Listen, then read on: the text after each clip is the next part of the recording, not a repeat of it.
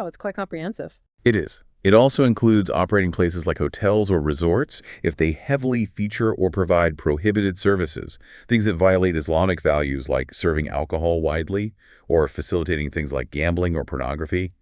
Even activities harmful to the environment or health are mentioned. So it's broad. The business has to pass this fundamental activity test, both on paper and in practice. What's next? Assuming the core business is okay. Then you move to the financials. And the first big financial check is the borrowing control. Borrowing control. Borrowing.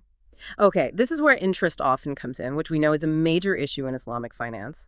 How does the standard handle companies that might already have some conventional debt? That's a really important point. See, borrowing with interest is prohibited in principle, but this standard is often used to screen companies already operating in the conventional market. So it sets a tolerance level, a threshold. A threshold. Yeah.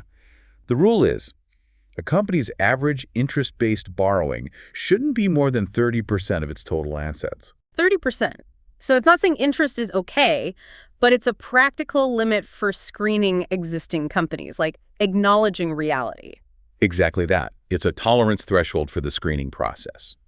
If a company's borrowing is above that 30% mark, its shares are considered non-compliant based on this standard. And how do they calculate that average borrowing? Is it just looking at the debt on one particular day?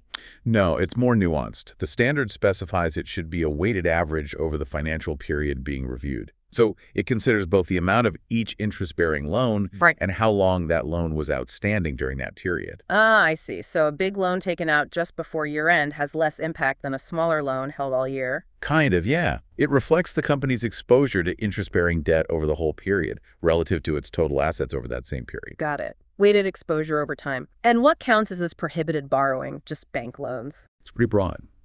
Any debt from non-compliant contracts. So yes, conventional bank loans, charging interest, issuing conventional bonds, using other prohibited financial instruments that has essentially function like interest-bearing debt. Okay, that makes sense. And what if the company owns parts of other companies, like subsidiaries? Does that complicate the 30% calculation? Oh, absolutely. The standard mentions that if the company has significant stakes in subsidiaries or other entities with their own finances, the calculation gets more complex. You generally need to proportionally include the parent company's share of the borrowing and assets from those entities. It tries to get a consolidated view. Right. Prevents hiding debt in subsidiaries. Okay, so that covers borrowing.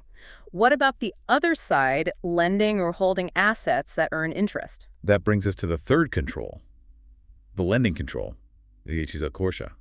And you might guess, it's basically the mirror image of the borrowing rule. Another 30% threshold. Exactly.